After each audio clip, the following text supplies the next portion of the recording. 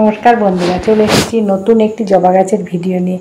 বন্ধুরা, আজকে আমার ভিডিওর বিষয়বস্তু হচ্ছে এই বর্ষাকালে আপনারা আপনাদের জবা গাছগুলোকে কিভাবে ভালো রাখবেন। বন্ধুরা, সাধারণত গরমে আমাদের গাছের অনেকটা ক্ষতি হয়ে গেছে। সেখান থেকে এই যে বৃষ্টির জল শুরু হয়েছে বর্ষার শুরু থেকেই আমাদের গাছগুলোর কিন্তু অনেক পরিবর্তন আমরা বুঝতে পারছি। কিছু কিছু গাছের সমস্যা দেখা দিচ্ছে। বৃষ্টির জল আমাদের কিছুটা ভালো, কিছুটা ক্ষতি হয় গাছে। কি ক্ষতি হয় এবং কি ভালো সব আজকে আমি এই ভিডিওতে জানাবো। বন্ধুরা, বৃষ্টির জলে থাকে নাইট্রোজেন, তার সাথে কিছুটা অ্যাসিড। সেই কারণে আমাদের নাইট্রোজেনের জন্য গাছগুলো যেমন সুন্দর হয়ে বৃদ্ধি হয়, তেমনই গাছে পাতাগুলোও সবুজ হয়ে থাকে।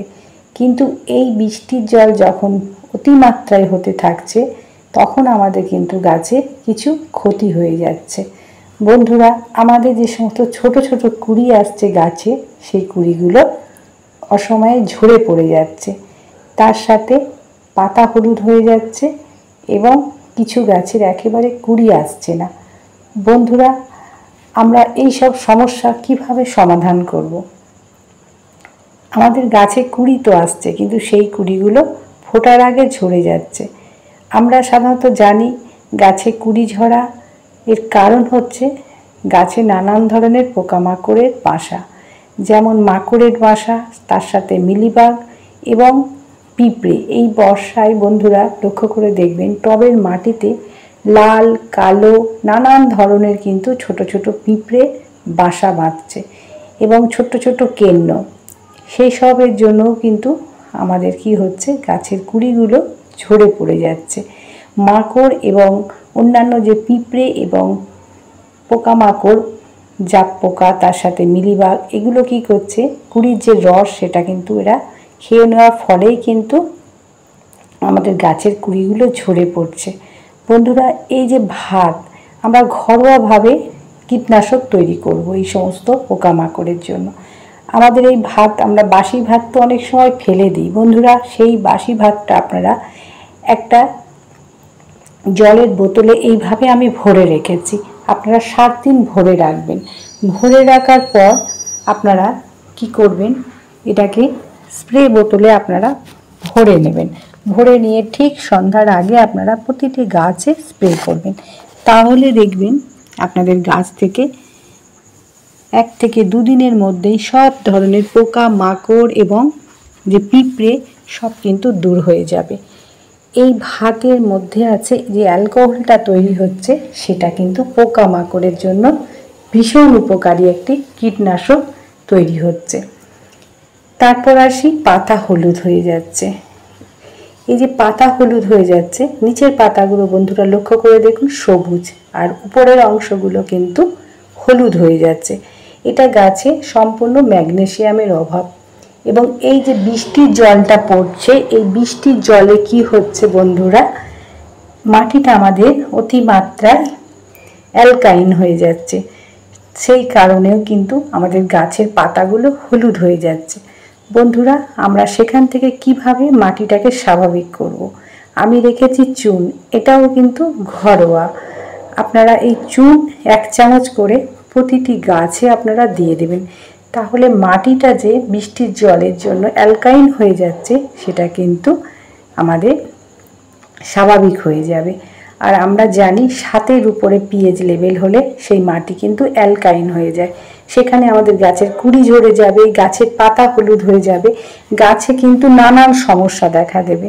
আর আমরা যদি এই চুন দিই 1 চামচ করে, তাহলে কিন্তু আমাদের যে গাছের সমস্যাগুলো দেখা দিচ্ছে সেটা কিন্তু একেবারেই চলে যাবে। তারপর আসি গাছে একেবারে কুঁড়ি আসছে না। বন্ধুরা, যে সমস্ত গাছে আপনাদের একেবারে কুঁড়ি আসছে না, এবার আমরা কি খাবার দেব? গরমে যে খাবারগুলো আমরা দিয়েছি লিকুইড খাবার, সেগুলো কিন্তু গাছে এখন কোনোভাবে দেওয়া যাবে না, তাহলে আমাদের গাছের কিন্তু অনেকটা ক্ষতি হয়ে যাবে। তারপর আমরা যে গাছে টবের মাটিতে এখন যে আগাছাগুলো জন্মাবে, সেগুলো কিন্তু তুলে ফেলে দিতে হবে। বন্ধুরা, এই কাজটা কিন্তু অবশ্যই আপনাদের করতে হবে, কেননা আমরা যে খাবারগুলো দেব সেগুলো কিন্তু এই আগাছাগুলো গ্রহণ করে নেবে। সেখান থেকে আমি আজকে যে খাবারগুলো রেখেছি একেবারে ঘরোয়া। আমি রেখেছি পেঁয়াজের খোসা।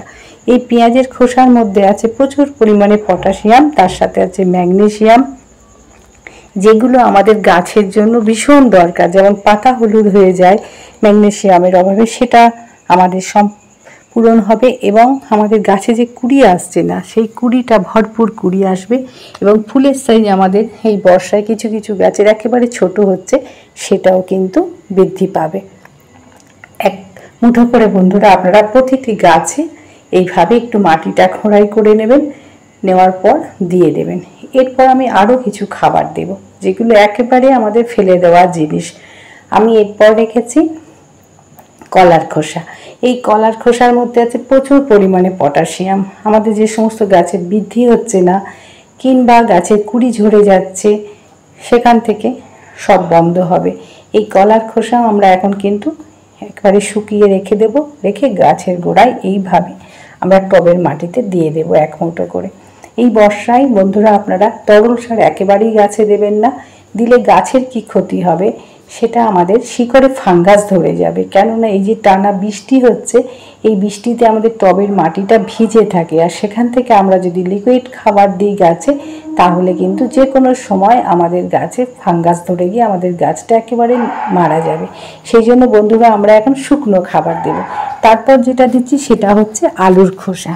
বন্ধুরা এই আলুর খোসাটা আমি একেবারে শুকিয়ে রেখেছি, এটাও 1 মুঠো আপনারা গাছে দিয়ে দেবেন।